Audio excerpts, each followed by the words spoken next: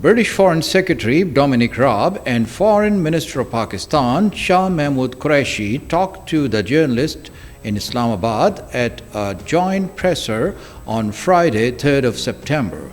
Qureshi said, "Some have the choice of getting up and leaving Afghanistan, but we do not.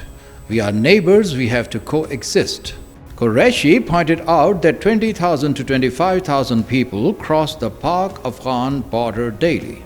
The bulk of Pak-Afghan's trade passes through Pakistan. If we have to trade with them, then who do we talk to? Engaging with any authority who is in charge is a compulsion that we have to deal with. Reiterating that Pakistan had no favorites in Afghanistan, Qureshi reminded, "We will engage with a government that has the backing of the people of Afghanistan."